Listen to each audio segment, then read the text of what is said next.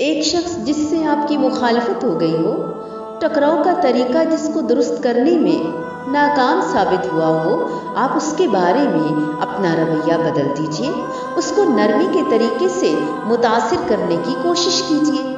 عین ممکن ہے کہ پرانے طریقے نے جس کو آپ کا دشمن بنا رکھا تھا، نئے طریقے کے بعد وہ آپ کا ایک کارآمد دوست بن جائے۔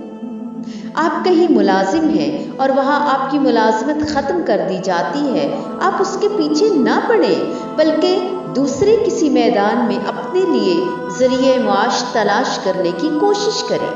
ہو سکتا ہے کہ نیا کام آپ کے لیے پہلے سے بھی زیادہ نفع بخش ثابت ہو۔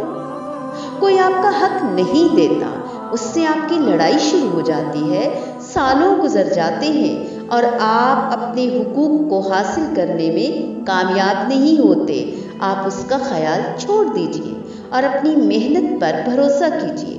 بہت ممکن ہے کہ اپنی محنت کو کام ملا کر آپ خود وہ چیز حاصل کر لیں جس کو آپ دوسروں سے مانگ کر لینا چاہتے تھے۔